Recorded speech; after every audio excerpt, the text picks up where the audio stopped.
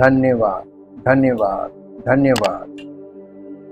Thank you Jesus, thank you Jesus, thank you Lord. परम पिता परमेश्वर, हम आपका हृदय से धन्यवाद करते हैं आपके महान प्रेम और उस अनुग्रह के लिए प्रभु, जो आप समस्त मानव जाति पर बनाए रखते हैं। हम प्रभु आपका बहुत दिल से धन्यवाद करते हैं कि आपने हमें इस जीवन में यह अवसर दिया कि हम आपके वचन को सुनकर आपकी उपस्थिति में आकर अपना जीवन आपको समर्पित कर सकते हैं, पश्चाताप के साथ प्रभु आपके पास आ सकते हैं। इसके लिए भी हम आपका धन्यवाद करते हैं। ये आपका अनुग्रह है कि हम आपकी उपस्थिति में आ सकते हैं और आपके वचन को सुनकर पश्चाताप करके अपने आप को समर्पित कर सकते हैं। सारा आदर, सारी महिमा आपको मिले और हमारा जीवन आपको ऐसा समर्पित हो कि हमारे जीवन में आपकी इच्छा और योजना पूरी हो सके। सारी महिमा हमारे जीवन से आप ही को मिले। ऐसा अनुग्रह प्रभु हमारे जीवन को परिवर्तित करे कि हम सबका जीवन आपकी महिमा का कारण हो और आदर और महिमा आपको मिले। धन्यवाद करते हैं प्रभु, इस प्रार्थना को आपके इकलौते पुत्र प्रभु यीशु मसीह के पवित्र नाम से मांगते हैं, आमीन। Praise the Lord.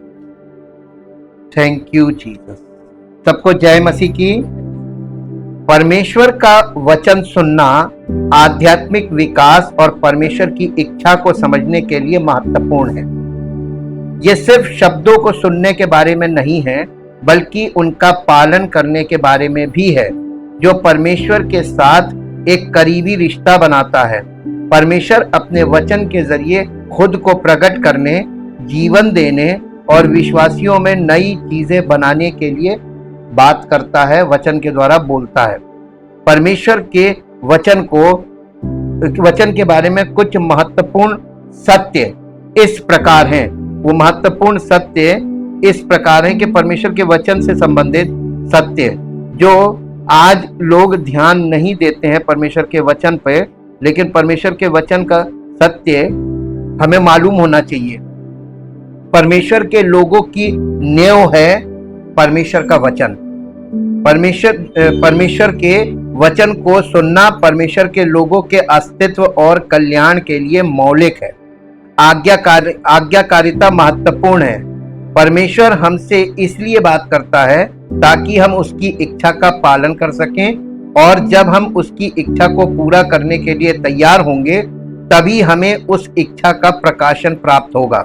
आप चाहें कि परमेश्वर आपको प्रकाशन दे और आप उसकी इच्छा को तब मानेंगे, लेकिन वो चाहता है आप उसका वचन सुने और उसको ग्रहण करें ताकि वो अपना प्रकाशन आपके पर प्रकट करे। आत्मा के लिए पोषण। परमेश्वर का वचन हमारी आत्मा के लिए पोषण है, ठीक वैसे ही जैसे रोटी हमारे शरीर के लिए पोषण है।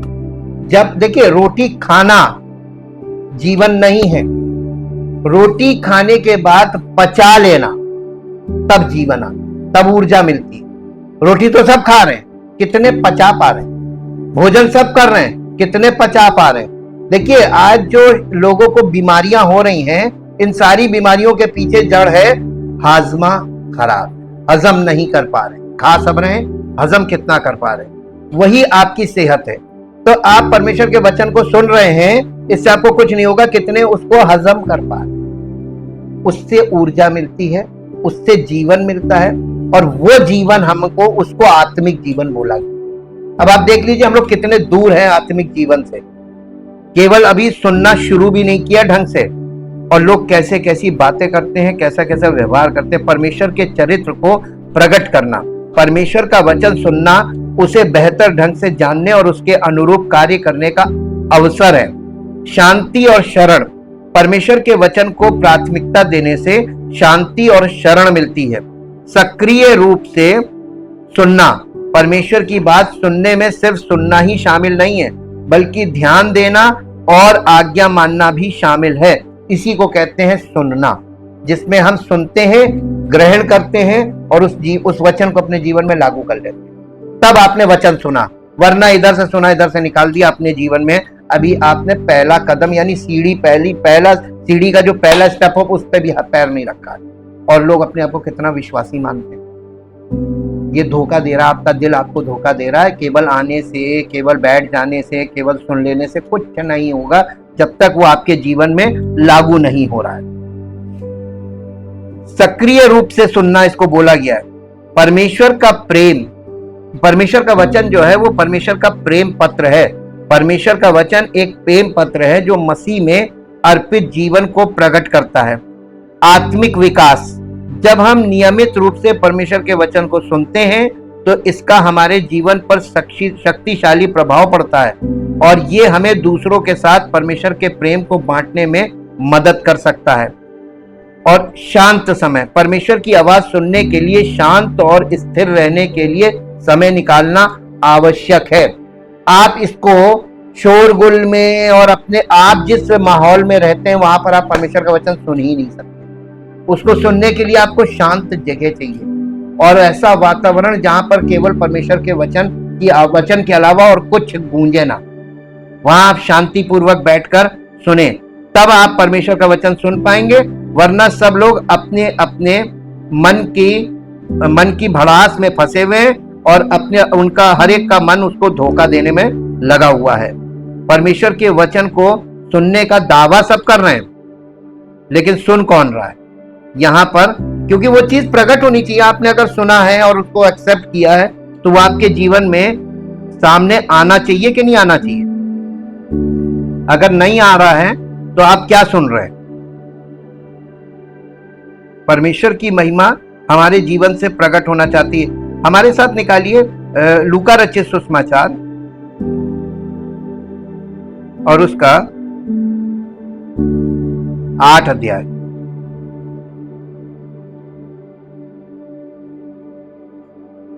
लूका रचित सुसमाचार और उसका 8 अध्याय।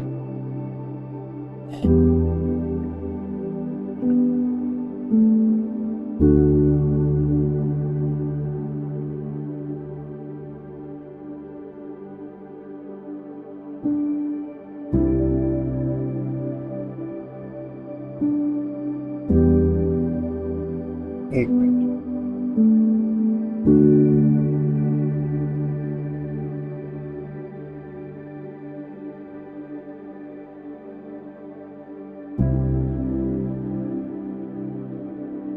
आज हम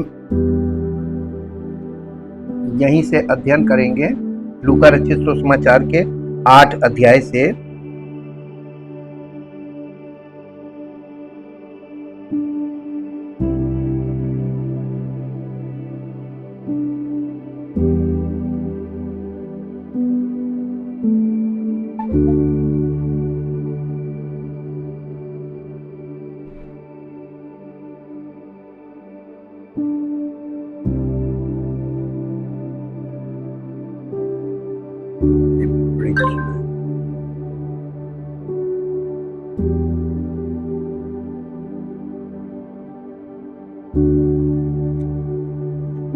लूका रचित सुसमाचार का 8 अध्याय मैं भी निकाल लूं आपके साथ।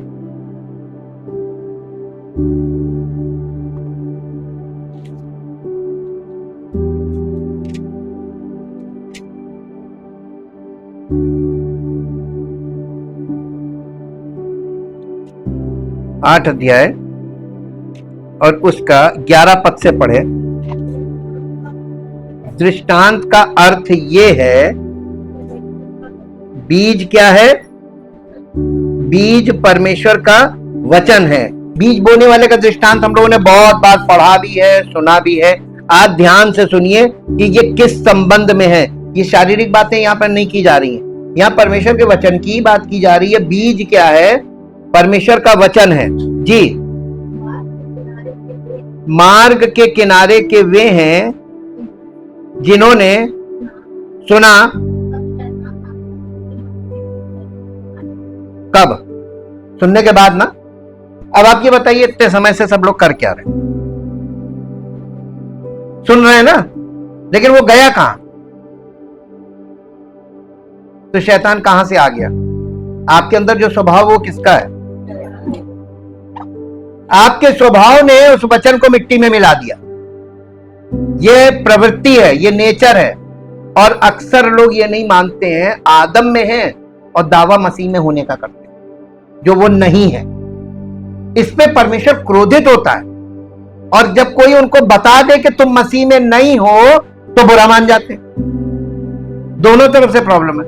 अरे हमारे कहने से आपको वचन बोल रहा है ना, हम तो नहीं बोल रहे हैं, वचन से आप अपने आप को देखिए कि आप हैं कि नहीं है। हमें बोलने की जरूरत, हम तो आपको सिर्फ ध्यान दिला रहे कि वचन क्या कह रहा है, वहां पर जाकर देखो जी, कि कहीं ऐसा ना हो। शैतान इसलिए वो वचन आपसे ले लेता जो आपने सुना है, कहीं ऐसा ना हो कि विश्वास करके उद्धार प्राप्त कर ले, यानी बॉर्न अगेन हो जाए। उद्धार का मतलब बॉर्न अगेन है जी। चट्टान पर के वे हैं कि जब सुनते हैं, ऐसे लोग भी हैं जो सुनते हैं और आनंद से, उस समय आपको लगेगा यार ये बहुत बढ़िया आदमी है, ये वचन ग्रहण कर रहा है, लेकिन ग्रहण नहीं किया। सुनते हैं और आनंद से ग्रहण करते हैं, परंतु जड़ नहीं पकड़ते, कभी स्टडी में नहीं आते, स्टडी में नहीं आते हैं, समर्पित नहीं होते वचन के लिए, वो सिर्फ सुनते हैं और आनंद से ग्रहण करने वाले हैं। आपको कलीसिया में लगेगा कि ये व्यक्ति बहुत आगे है हम लोगों से, लेकिन परमेश्वर आपको दिखाएगा कि जो आपको संडे संडे को उचकता दिख रहा है, वो धीरे से आप देखिए कि एकदम गायब हो जाएगा।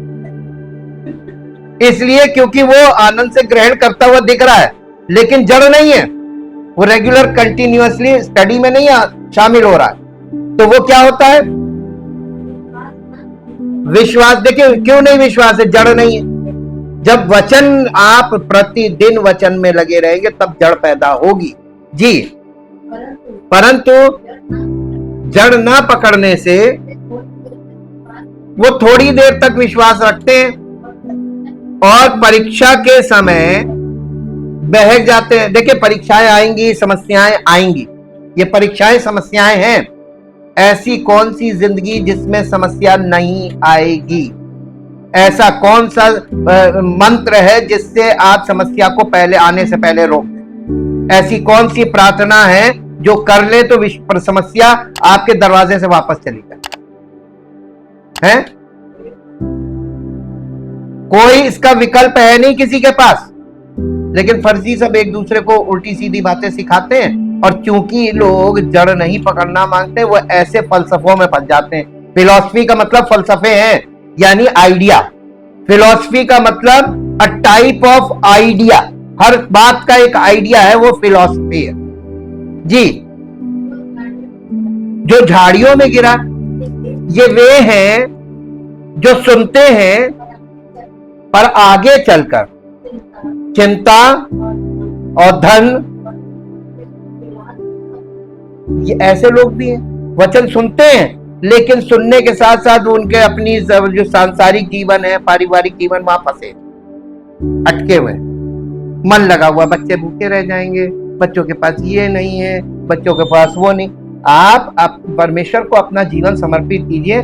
जब आप परमेश्वर आपको संभालेगा, तभी तो आप बच्चों को संभालने लायक होंगे।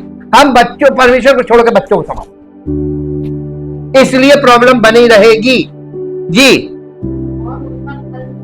और उनका फल नहीं पकता, यानी वो परिपक्व नहीं होते आत्मिक जीवन में।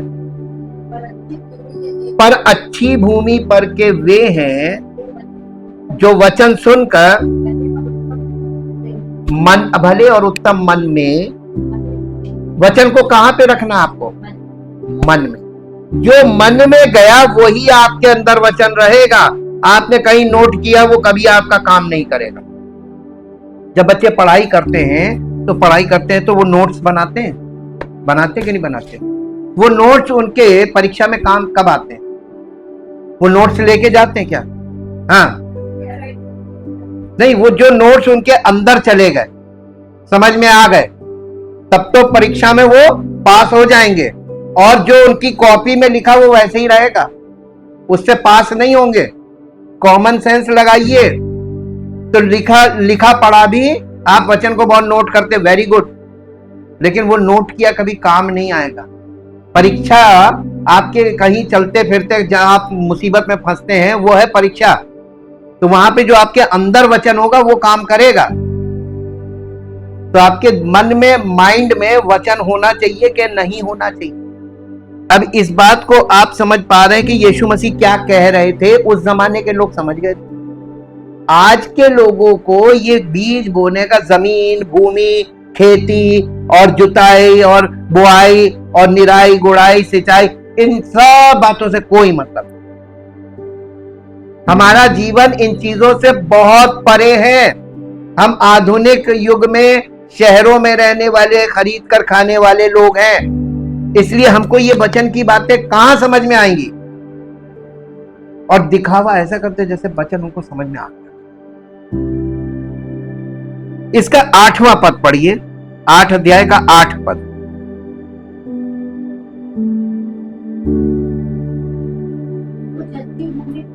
कुछ अच्छी भूमि पर गिरे और उगकर 100 गुना फल लाए, ये कहकर उसने ऊंचे शब्द से कहा। यीशु मसीह ने ऊंचे शब्द से यानी लाउड वॉइस में कहा, जिसके सुनने के कान हो। यानी सबको नहीं सुना रहा था। यीशु मसीह सबसे बात ही नहीं करता है, वो किससे बात करता है। अब आप सुनिए, आपसे अगर मैं प्रश्न करूं कितने साल से आप सुन रहे हैं, हंस गए आप। और वो चीज जो आउटपुट आना था क्यों नहीं आया? नहीं, सुनकर आपने न पहले से सुनने में मन नहीं लगाया, सुना, इधर से सुना इधर से निकाला, उसको एक्सेप्ट नहीं किया, उसको अपने जीवन में लागू नहीं किया, यानी फॉलो नहीं किया। उसका नतीजा आप देख लीजिए, किसका नुकसान है। इस नुकसान की भरपाई कहां से होगी? अगर हम मान लीजिए यीशु मसीह का आने का टाइम हो गया, तब तक ऐसे ही चलेगा। हाँ, उसने बोला है कि मेरे आने तक कलीसिया में तू वचन सिखाता रहे। जिसके सुनने के कान होंगे ना, वो फलवंत होके मेरे से कनेक्ट हो जाएगा। जो नहीं होंगे वो सब चटनी, तो कटनी छटनी साथ साथ चल रही है कि नहीं चल रही है? तो ज्यादा कट रहे हैं कि नहीं कट रहे हैं? छट रहे हैं। यीशु मसीह ने साफ साफ दृष्टांत में बताया कि मैं दाखलता हूं, मेरा पिता किसान है और तुम डालियां हो। जो डाली मुझ में है, 2 प्रकार की डाली बताई। जो डाली मुझ में नहीं फलती उसे पिता यानी किसान काट डालता है, जो फलती उसे छांटता है ताकि और फले। तो या तो आप डांट खा के, परमेश्वर का आत्मा जो वचन सुनाएगा आपको डांटेगा भी, आपको फटकारेगा भी, और आप इन चीजों का बुरा नहीं मानेंगे, आप उस चीज में अपना करेक्शन करेंगे, तो आप फल लाएंगे। और नहीं तो काट डाले, यानी डिस्कनेक्ट कर देगा। जाओ, बुरा मानोगे भाग जाओ। तो जो बुरा मानेगा भाग जाएगा। कटनी छटनी ऑटोमेटिकली हो ही रही है ना। मार्ग के किनारे देखिए, जिनके कान हो वो सुन ले। तो परमेश्वर का वचन किनके लिए है?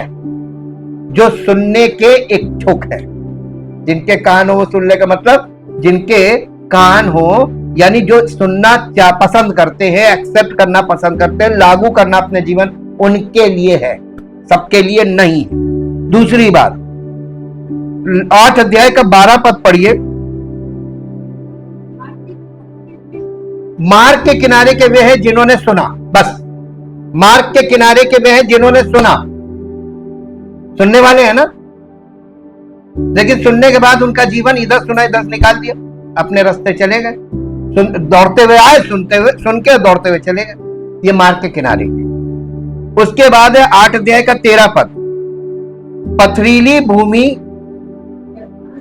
चट्टान पर के, ये पथरीली भूमि कह लीजिए, चट्टान दोनों की बात है। पथरीली भूमि या चट्टान पर के वे हैं जो सुनकर, ये भी सुनने वाले, हाँ सुनने वाले हैं ना। मेन मुद्दा क्या है? ये भी सुनने वाले। इनके जीवन में आगे देखिए जाके क्या हो रहा। फिर इसके बाद 14 पद पढ़िए। जो बीज झाड़ियों में गिरे, ये वे हैं। बस 3 प्रकार के सुनने वाले लोग। कलीसिया में 4 प्रकार के सुनने वाले लोग हैं। अब कौन से वाले प्रकार में कौन है, ये तो वक्त पे पता चल जाता। जब मुसीबत आती है, परेशानी आती है। यीशु मसीह कहने लगा, मैं अपनी कलीसिया बनाऊंगा तो लोग के फाटक प्रबल न होंगे। उसने कहा, बुद्धिमान है वो व्यक्ति जो मेरे वचन को सुनता है और उसको अपने जीवन में लागू करता है। वो उस मनुष्य के समान, उस बुद्धिमान मनुष्य के समान है जिसने अपना घर चट्टान पर बनाया। फाउंडेशन चट्टान, यहाँ फाउंडेशन क्या? परमेश्वर का वचन। और में बरसा, बाढ़ें आई, आंधियां चली, ये प्लूरल होगा सब। ये नहीं कि एक बार आंधी आएगी, बस एक बार समस्या आएगी और बड़ी समस्या आएगी और फिर चली जाएगी। अब बार बार जीवन में भयानक समस्याएं आएंगी अगर वहां से देखें, क्योंकि अभी हमने आपको इंग्लिश में नहीं पढ़ा, वहां पे टॉर्नेडो की बात की गई जो यहाँ हमारे देश में आता ही नहीं, आप उसको जानते ही नहीं। टॉर्नेडो वो जो बवंडर चलता है अमेरिका में, पूरे शहर के शहर वो सारे मकान अकान सब तोड़ के चला जाता है, तहस नहस कर देता है। ऐसा अमेरिका जैसा आधुनिक शहर, आधुनिक कंट्री, वहां के मकानों को तोड़ के फेंक देता है। टॉर्नेडो उसको बोलते हैं। हरिकेन, ये सब उधर ही आते हैं, इधर नहीं आते हैं। ये वो वाले, वहां अगर आप इंग्लिश में जाके पढ़ेंगे तो वो वाले तूफानों के बारे में लिखा है कि जो आके पूरे पूरे शहर को नाश करके चला जाता है। इनको बोलते हैं दैत्य। प्रभु यीशु मसीह उन तूफानों की बात कर रहा है। ये मामूली आंधी आंधी की बात नहीं कर रहा था कि 15-20 मिनट आंधी चलती है फिर चली जाती है। ये परमेश्वर का धन्यवाद कीजिए कि हम लोगों को फिजिकली भी उसने ऐसी जगह रखा है, जियोग्राफिकल लोकेशन, कि हमारे लिए बहुत भयानक वाले तूफान नहीं, लेकिन हम फिर भी नहीं सुधरते। दुनिया की हालत देखकर हम फिर भी नहीं सुधरते। उन तूफानों की बात उनसे कंपेयर किया गया, वो आकर उस घर से टकराती हैं, क्योंकि उसकी फाउंडेशन चट्टान पर है, वो घर नहीं गिरता। तो आगे पौलुस ने कहा कि कभी भी ये मत सोचना कि पेड़ जो है वो यानी जमीन को पकड़े रहता है, नहीं, पेड़ को जड़ संभालती है, और जड़, फाउंडेशन, नींव, ये संभालती बिल्डिंग को। तो हमारी नींव है कौन? नौकरी, पैसा? हाँ, नहीं, तो ये वचन है, वचन देहधारी हुआ। प्रभु यीशु मसीह है क्या? वचन, रिटन वर्ड से लिविंग वर्ड हो गया, मसीह उसको बोला गया। तो ये लिविंग वर्ड, अगर प्रभु यीशु मसीह हम उसमें पूरी तरीके से परिवर्तित हो गए, उसकी देह में परिवर्तित हो गए, तो वो हमें संभालेगा। लेकिन हमने तो वचन ग्रहण ही नहीं किया, उसको अपने जीवन में लागू नहीं करते, उसके अनुसार चलते नहीं, तो कहां मसीह में कौन संभालेगा? तभी सब लोग चारों खाने चित्त गिरे पड़े रहते। समस्याएं आएंगी, भयानक आएंगी। परमेश्वर ने कभी भी झूठा वादा नहीं किया है। अब 8 अध्याय का 18 पद पढ़िए। इसलिए चौकस रहो। कि तुम कैसे सुनते हो? क्योंकि जिसके पास है उसे दिया जाएगा, और जिसके पास नहीं है उससे वो भी ले लिया जाएगा जिसे वो अपना समझता है। ऐसा हो जाएगा आपके साथ कि आपने अगर उसको ध्यान से, इसको इंग्लिश में पढ़ेंगे, लूका chapter 8 Luke chapter 8 verse 18। Be careful, therefore, how you listen for to him who has spiritual knowledge। क्या चीज है जिसके पास है उसे और दी जाएगी? स्पिरिचुअल नॉलेज यानी आत्मिक जानकारी। जी, will more be given, and from him who does not have spiritual knowledge, even what he thinks and guesses, यानी जो अनुमान वो लगाता है, guesses, and supposes that he has will be taken away, यानी जो वो ये सोचता है कि मेरे पास है। देखिए लोगों के पास आज घमंड क्या है, आज के युग में, ये एजुकेटेड वर्ल्ड में सबको बाइबल पढ़नी आती है और सब अपने अपने प्रचारक होते, सब अपना अपना बाइबल का इंटरप्रिटेशन लेकर खड़े हुए, वो उल्टा प्रचारक को सिखाने की कोशिश कर रहे हैं। ठीक वैसे ही जैसे आजकल के पढ़े लिखे लोग डॉक्टर को ज्यादा चलाते हैं कि ये टेस्ट कराइए और ये ऐसे, ये वाली दवाई दीजिए और ये ऐसे, कि वो डॉक्टर को डॉक्टर के हिसाब से नहीं चलते हैं। वो पढ़े लिखे गूगल कर करके वो डॉक्टर के ऊपर हेड बन जाते। सेल्फ डायग्नोसिस, सेल्फ ट्रीटमेंट, ये वाला युग चल रहा है, ये पढ़े लिखे लोगों का ही। बिना ट्रेनिंग के हर आदमी डॉक्टर बन गया, बिना ट्रेनिंग के, बिना सही मार्गदर्शन के, बिना किसी शिक्षक के सब अपने अपने गुरु बने। Everybody is teacher, master teacher. ये है प्रॉब्लम सबसे बड़ी इस युग में। जब अनएजुकेटेड वर्ल्ड था तो उसमें परमेश्वर एक बंदा खड़ा करता था, पूरा शहर बच जाता। इसका कारण मालूम क्या है? कि सब लोग आकर उसकी बातों को सुनते और समझते थे, विचार करते थे और समझते थे। आज के युग में प्रॉब्लम बहुत, सब हेड बन गए। जो 2-3 साल कलीसिया में आने लगता है तो फिर वो अपने आप को पता नहीं क्या समझ जाता, प्रभु यीशु मसीह से ऊपर हो जाता है। ये बहुत अनुभव के साथ बता रहे हैं आपको, जिम्मेदारी के साथ बोल रहे हैं। ये आज के युग की समस्या है। हम लोगों को ये बात इसलिए समझ में आती है क्योंकि परमेश्वर के जो सेवकाई कर रहा है, वचन की सेवकाई कर रहा, उसको परमेश्वर बहुत कुछ दिखाता है अनुभव में। जब यीशु मसीह को लेके चला, यीशु मसीह को उसने, उस जमाने के आलिम फाजिल लोग आकर यीशु मसीह से भिड़ रहे थे, तो यीशु मसीह उनसे यही कह रहा था कि तुम जिसके बारे में पढ़ते हो मैं वही हूं। वो यीशु मसीह के गुरु बने बैठे थे। हालांकि एक जवाब में वो चित हो जाते, लेकिन हार नहीं मानी। ये हमेशा याद रखिए कि वचन का कितना विरोध था, आज भी वैसे ही है। लूका 8 अध्याय का 21 पद पढ़िए। 8 अध्याय के 21 पद। जी, उसने इसके उत्तर में उनसे कहा, मेरी माता और मेरे भाई यही हैं जो परमेश्वर का वचन सुनते और मानते, वही मेरे माता पिता और मेरे भाई। यीशु मसीह अपना सगा रिश्ता किससे बना रहा है? जो वचन को सुनते और दोनों बातें कही है उसने। खाली सुनने वाले की बात नहीं की, सुनने वाले पर तो बोल ही रहा था। सब्जेक्ट देखिए, सुनने वाला, और कितने 4 प्रकार के सुनने वाले बताए। लेकिन अब आप देखिए इसमें ये वाली बात आ कहां से गई, और ये चीज ये संदर्भ में कहां से आ गया कि ये जो वचन सुनने और मानने वाले, ये मेरे माता पिता, ये मेरे भाई। यीशु मसीह चाहते हैं कि हम परमेश्वर के वचन को सुनने के बारे में कुछ सीखें। वास्तव में पद 18 में वो कहता है कि हमें इस बात का ध्यान रखना चाहिए कि हम कैसे सुनते हैं। हम परमेश्वर के वचन को सुनने के लिए जब कलीसिया में आते हैं, और सुनने की औपचारिकता निभाना ही पर्याप्त नहीं है कि हमने सुन लिया, सुन के चले गए। ये हमने औपचारिकता निभा दी। हमें इस बात के प्रति सावधान और चिंतित रहने की जरूरत है कि हम कैसे सुनते हैं। आपने कैसे सुना, ये कोई खूबी नहीं। दुनिया में आप शोर में ढेरों आवाजें सुन रहे हैं जो आपके मतलब की होती है, आप तुरंत उधर आकर्षित हो जाते हैं। आपके कान में जब आप सड़क पे चल रहे होते हैं, ढेरों आवाजें होती है, लेकिन कहीं पे कोई सस्ती चीज बिक रही होती है, चिल्ला रहा होता है ना, तो आप उतने शोर में भी वो आवाज सुन लेते अपने मतलब की। अरे यार, घूम के चले, देखे क्या बेच रहा है, बड़ा सस्ता बेच रहा है। ये जो आजकल शॉप्स वाले हैं, ये अपने ऐड में ऐसी चीजें डालते हैं भीड़ जमा करने की। वो इतना बड़ा बड़ा लिखेंगे ये चीज इतने की, और आप पास में जाके देखेंगे छोटा सा स्टार बना हुआ, लिखा हुआ शर्तें लागू। और वो चीज इतनी छोटी कर देते हैं सिर्फ भीड़ जमा करने के लिए। और इतना आसान है आज के युग में भीड़ जमा करना। अफवाह फैला दो बस कि यहाँ पे ये चीज इतने में मिलती।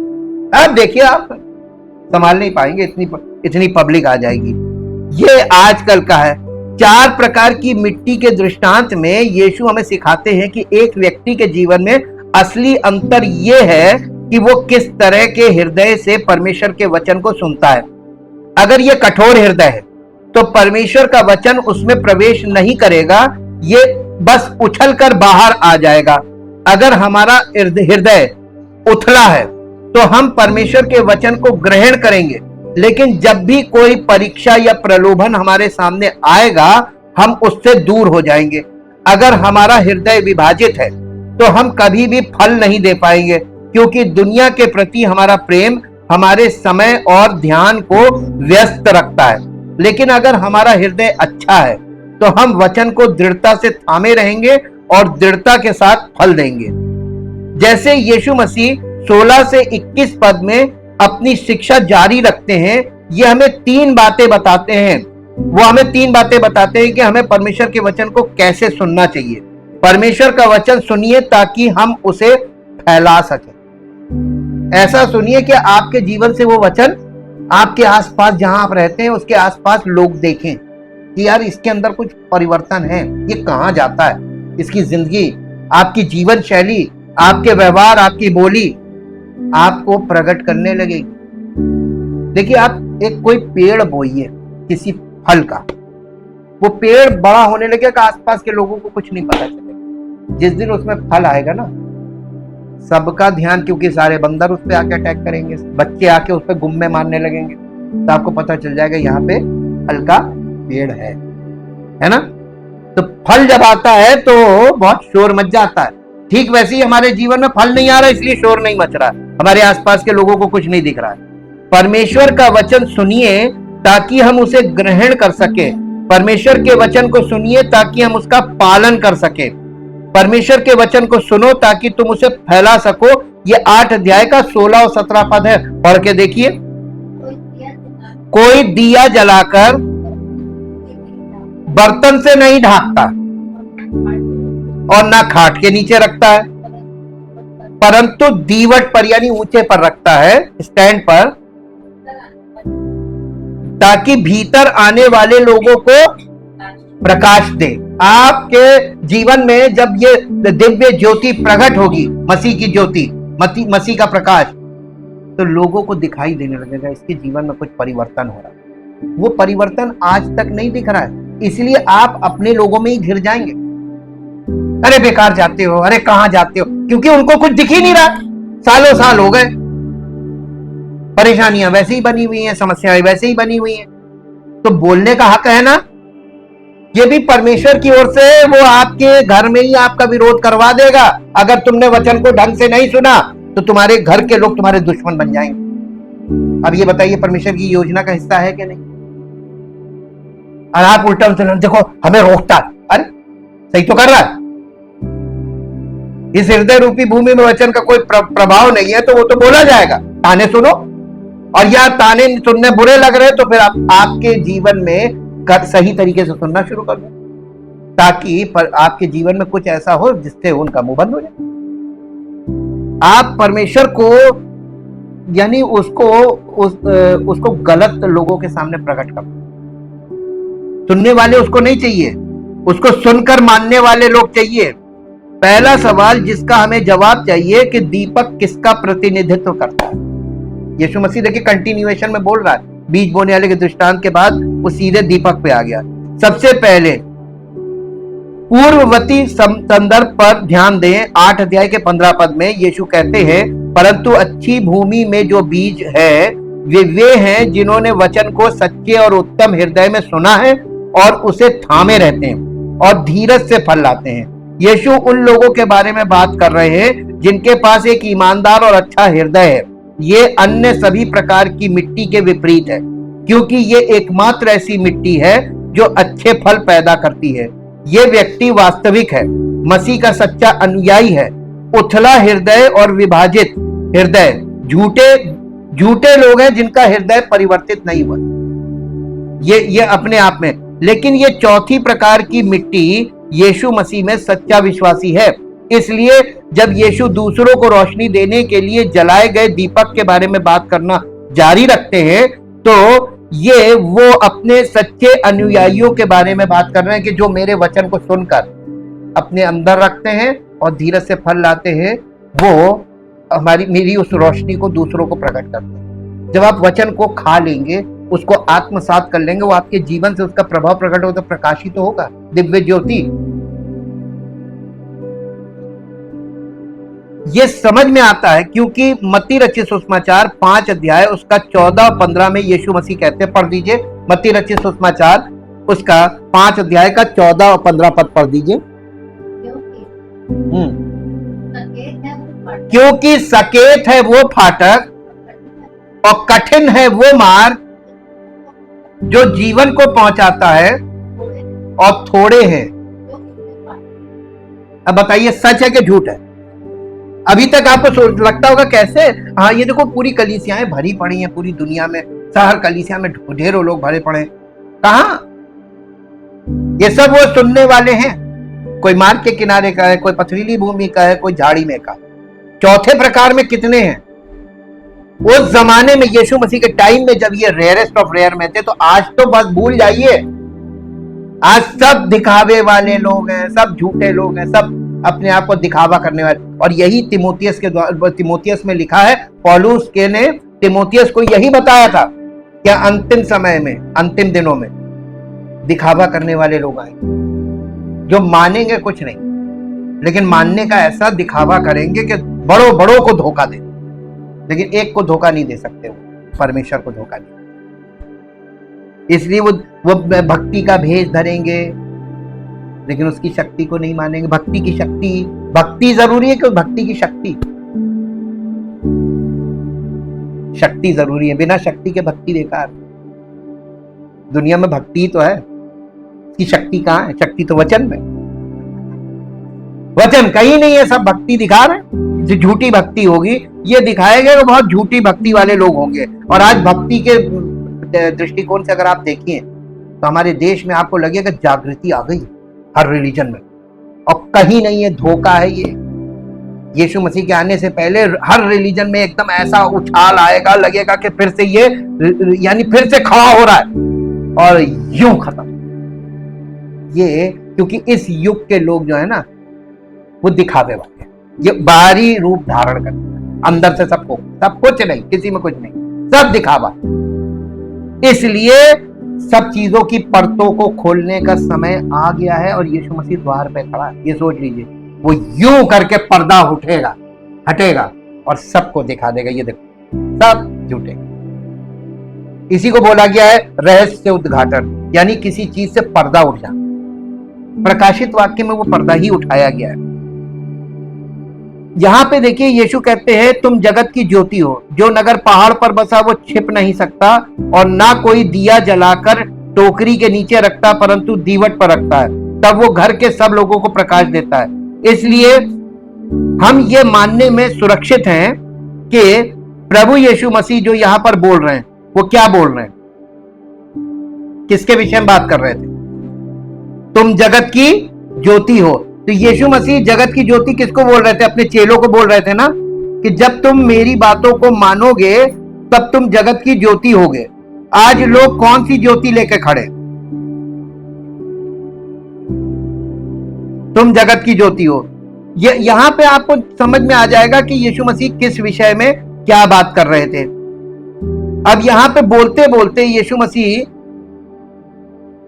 इस पॉइंट पर पहुंच गए कि तुम कभी इस बात पे confuse, up to this point Jesus disciples में have been confused because Jesus had just gotten done saying the verse 10, to you it has been granted to know the mysteries of the kingdom of God, but to the rest of it is the parables, so that seeing they may not see and hearing they may not hear, not understand. The disciples may have thought that Jesus didn't want anybody to understand these spiritual truths. So disciple may have thought, अब इसका देखिए 10वां पद पढ़ दीजिए, 8 अध्याय का 10वां पद, लूका 8 अध्याय उसका 10 पद। उसने कहा तुमको परमेश्वर के राज्य के भेदों की समझ दी गई। किसको? लोगों को, आम पब्लिक को, के चेलों को? आप ये देखिए कि आप कहां है, चेला है कि आम पब्लिक? तो आप चेला क्यों नहीं बने? चेला बनने का मतलब क्या है मालूम है?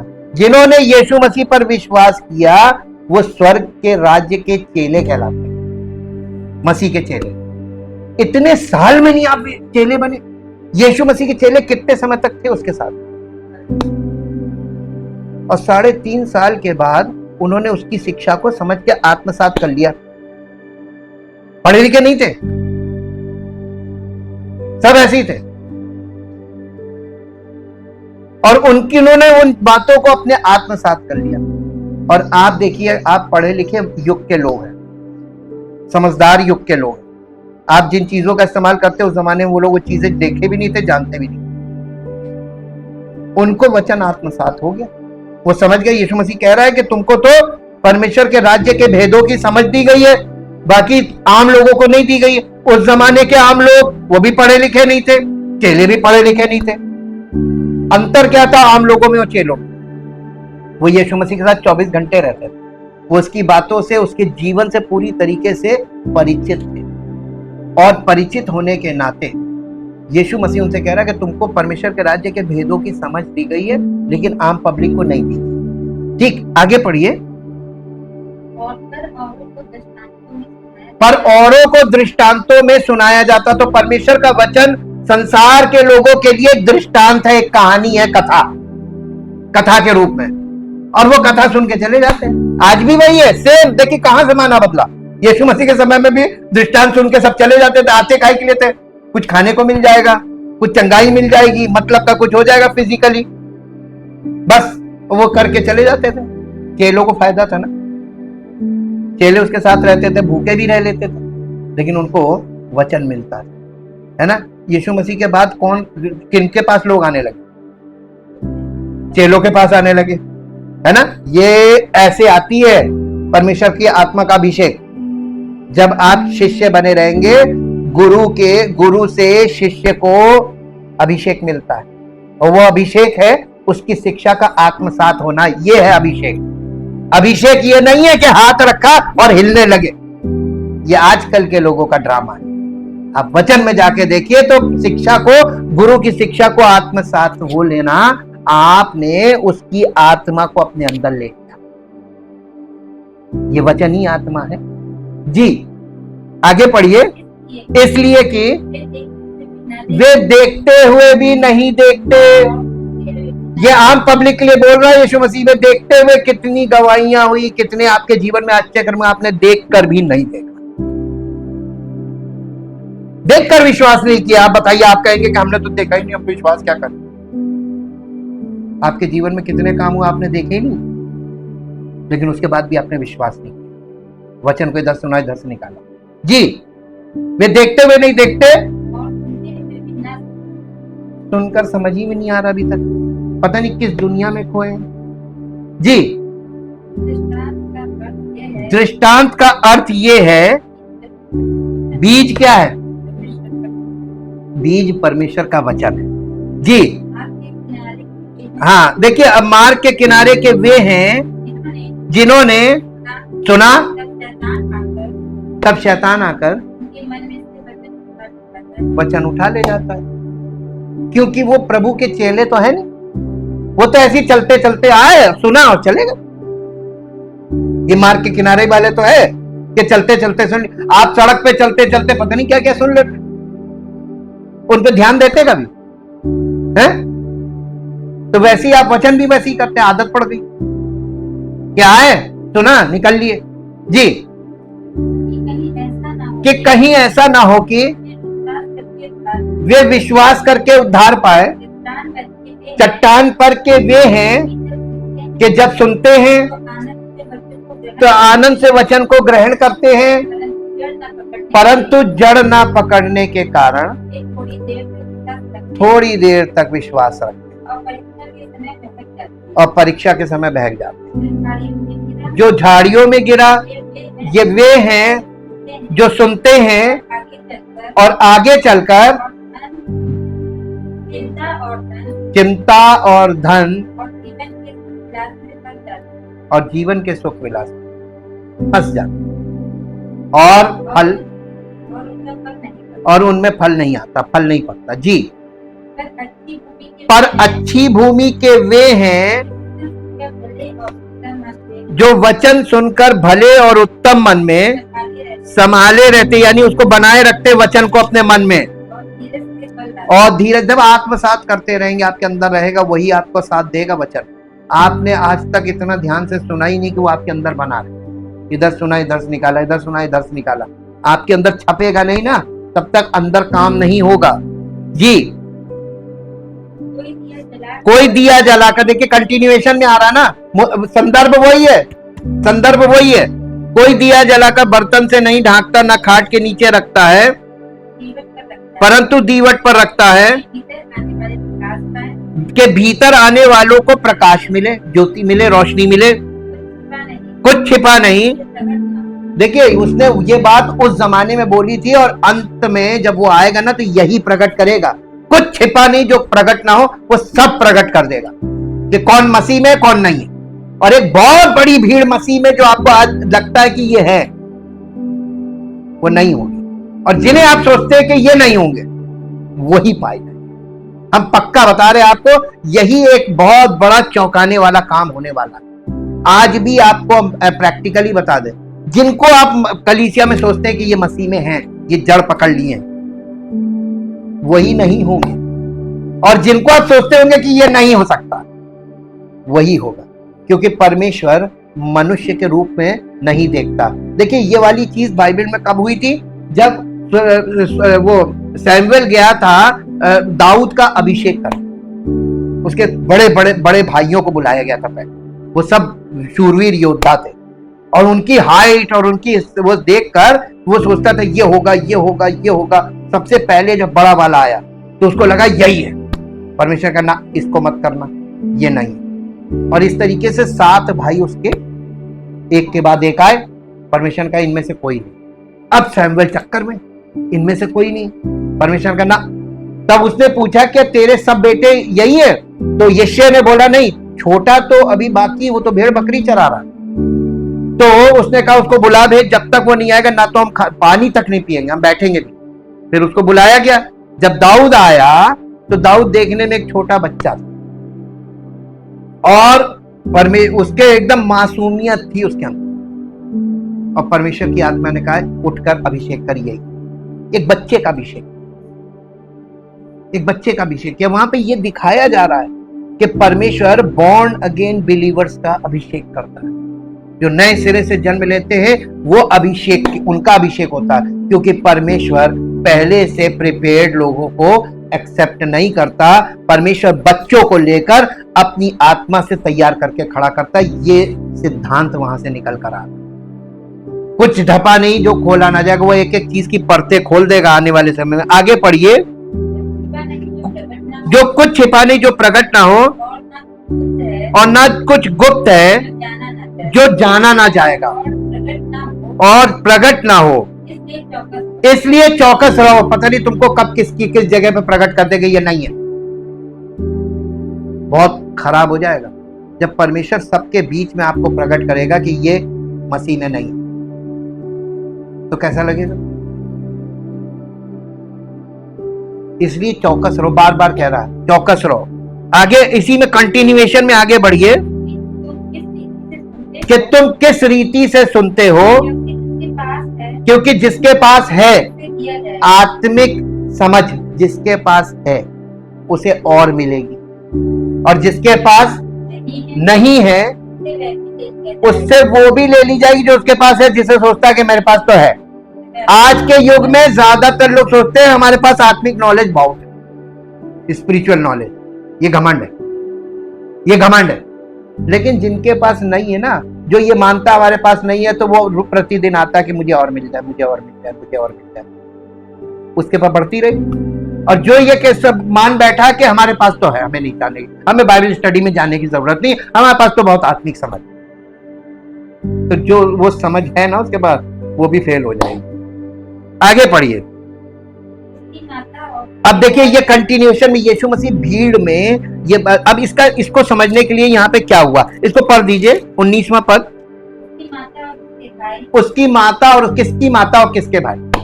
यीशु मसीह के माँ, रियल मदर, और उसके ब्रदर उसके पास आए, घर में आए, पर भीड़ के कारण ये अपने यीशु मसीह से उसके माता, उसके भाई और उसकी माँ ही नहीं मिल पा रहे। कितनी भीड़ भरी जी। उससे कहा गया तेरी माता और तेरे भाई बाहर खड़े हुए तुझसे मिलना चाहते हैं। उसने इसके उत्तर में उनसे कहा मेरी माता और मेरे भाई यही है जो मेरा वचन सुन रहे हैं, सुनते और मानते हैं, है ना। देखिए अब इसके लिए आप थोड़ा सा पीछे आइए। यहां पर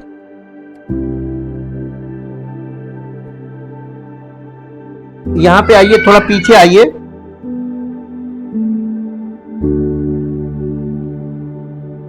यहां पे लिखा हुआ, इसका 4 पद में लिखा हुआ है, जब बड़ी भीड़ इकट्ठी हुई और नगर नगर के लोग उसके पास चले आते थे तो उसने दृष्टांत में उनसे बातें करना शुरू की। ये दृष्टांत जब बोल रहा है कि यहाँ पे जब दृष्टांत दे रहा था, ये एक्चुअली यीशु मसीह घर आया, उसने किराए पे एक घर ले रखा था, क्योंकि उसके पास बहुत भीड़ होती थी ना, तो वो अपने घर वहां पे नहीं रहता था, फैमिली डिस्टर्ब होगी, उसने एक घर ले लिया था किराए पे। तो वो घर में भीड़ लग गई, इतनी भीड़ लग गई कि उसके माता और उसके भाई जब उसके वहां पे आए तो यीशु मसीह तक पहुंच ही नहीं पाई, इतनी भीड़ थी। अब उसके माता ने और उसके भाइयों ने लोगों से कहा कि जाके कह दो कि माँ भाई आए हुए हैं। तो यीशु मसीह ने जवाब में क्या कहा? और मान लीजिए आज का कोई होता, अरे अरे आप लोग रास्ता दीजिए, उनको आने दीजिए अंदर।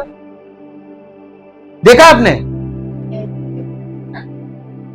लेकिन यीशु मसीह में आपने देखा, उसका उद्देश्य इस मानव जीवन में आने का केवल यह था कि लोग जो लिखित वचन में जूझ रहे थे वो लिविंग वर्ड बन के आया कि लोगों को जीवन दे।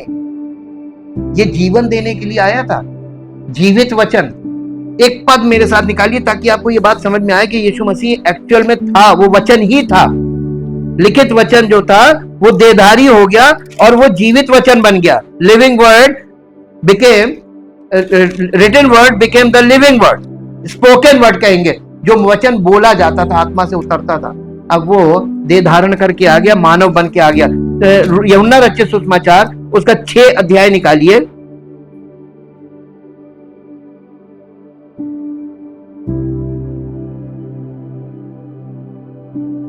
छह अध्याय का 25 पद से पढ़िए। झील के पार जब वे उससे मिले तो कहा, हे रब्बी तू यहां कब आया? यीशु ने उन्हें उत्तर दिया, मैं तुमसे सच सच कहता हूं, तुम मुझे इसलिए नहीं ढूंढते हो कि तुमने आश्चर्य कर्म देखे, परंतु इसलिए कि तुम रोटियां खा के तृप्त हुए, इसलिए मुझे ढूंढते हो। लोग काहे ढूंढते थे? यीशु मसीह के पास जब भीड़ आती थी, उस भीड़ का उद्देश्य क्या था? वो खाना खिला देता था, एक टाइम का खाना तो मिल ही जाता था। आज जिस जहां पर भी आप लोगों को भोजन का निमंत्रण दे दीजिए मीटिंग में, कि आज मीटिंग होगी, वहां पे सबका खाना है।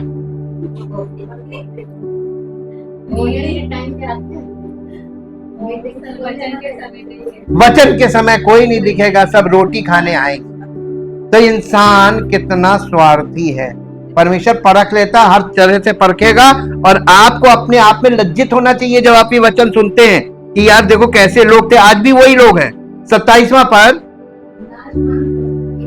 नाशवान भोजन के लिए परिश्रम ना करो, परंतु उस भोजन के लिए जो अनंत जीवन तक ठहरता है, जिसे मनुष्य का, ये अनंत जीवन का भोजन कौन देगा? तो मिल तो रहा है, ये चाहिए ही नहीं किसी को, ये नहीं चाहिए अनंत जीवन का भोजन, यही वचन जी। क्योंकि पिता अर्थात परमेश्वर ने उसी पर छाप लगाई, यानी वही ऑथराइज्ड है परमेश्वर की ओर से। उन्होंने उससे कहा, परमेश्वर का कार्य करने के लिए हम क्या करें?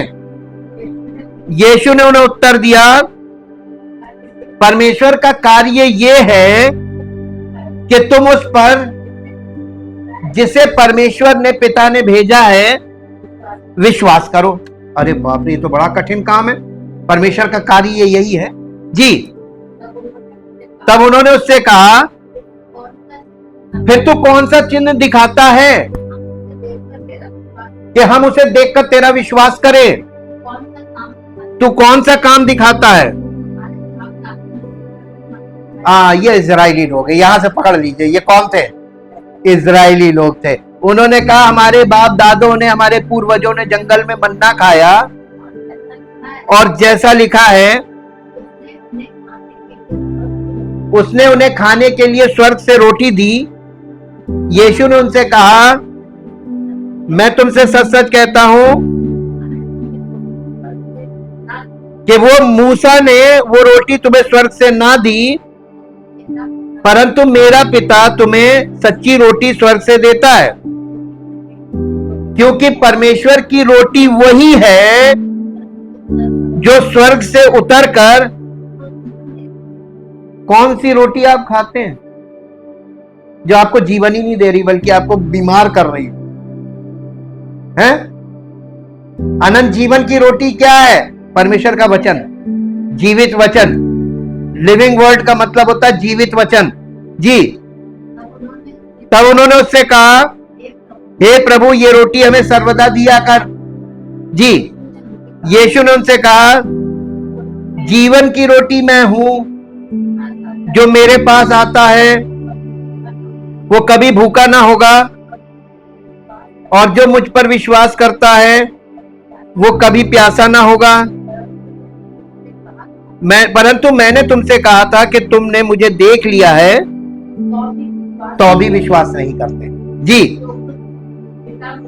जो कुछ पिता मुझे देता वो सब मेरे पास आएगा, और जो कोई मेरे पास आएगा उसे मैं कभी ना निकालूंगा, क्योंकि मैं अपनी इच्छा नहीं वरन अपने भेजने वाले की इच्छा पूरी करने के लिए स्वर्ग से उतरा हूं। और मेरे भेजने वाले की इच्छा ये है कि जो कुछ उसने मुझे दिया है उसमें से कुछ ना खो, परंतु उसे अंतिम दिन जिला उठाऊं। क्योंकि मेरे पिता की इच्छा ये है कि जो कोई पुत्र को देखे उस पर विश्वास करे वो अनंत जीवन पाए, और मैं उसे अंतिम दिन फिर जिला उठाऊं। अंतिम दिन का मतलब सेकंड कमिंग की बात कर रहा है। अच्छा, अब यहां पे फिर आ जाइए कि इसके 46 वर्ष में, ये नहीं कि किसी ने पिता को देखा है, परंतु जो परमेश्वर की ओर से है केवल उसी ने पिता को देखा है। मैं तुमसे सच सच कहता हूं कि जो कोई विश्वास करता है अनंत जीवन उसी का है। जीवन की रोटी मैं हूं। तुम्हारे बाप दादों ने जंगल में मन्ना खाया और मर गए। ये वो रोटी है जो स्वर्ग से उतरती है ताकि मनुष्य उसमें से खाए और ना मरे। जीवन की रोटी जो स्वर्ग से उतरी मैं हूं। यदि कोई इस रोटी में से खाए तो सर्वदा जीवित रहेगा, और जो रोटी मैं जगत के जीवन के लिए दूंगा वो मेरा मांस। यहां पर आप फंस गए। मांस का मतलब होता है हार्ड ट्रूथ, कड़क सत्य, एक ऐसा सत्य जो हजम ना कर। क्योंकि यहां मांस का मतलब होता है strong food. Spiritual strong food का मतलब है कि आत्मिक तौर से वो चीज है, वो वचन जो आप हजम ना कर पाए या उसको पचा ना पाए। ये सत्य है। जब आप परमेश्वर के वचन को अध्ययन में जुटते हैं और आपको सत्य मिलता है तो ये आपको एक्सेप्टेबल नहीं होगा, और जो एक्सेप्टेबल नहीं है वही मांस है। Thank you, thank you, thank you, thank you. जीवित तो महान सामर्थ्य परमेश्वर, हम आपका हृदय से धन्यवाद करते हैं उस महान प्रेम और उस अनुग्रह के लिए जो आपने समस्त मानव जाति पर किया। पिता, हम आपका धन्यवाद करते हैं कि आपने अपने पुत्र के द्वारा हमें सब कुछ दे दिया है। जिसके पास पुत्र है उसके पास सब कुछ है, और हम धन्यवाद करते हैं कि आपने हमें अपने पुत्र के द्वारा अपना पुत्र और पुत्री बनाकर अपनी महिमा के लिए चुनकर अलग किया है। हम मसीह की देह में आपकी महिमा के लिए रखे गए हैं, ताकि जब वो महिमा के साथ प्रकट हो तो हम भी उसके साथ प्रकट किए जाए। हम पिता आपका बहुत धन्यवाद करते हैं पवित्र वचनों के लिए।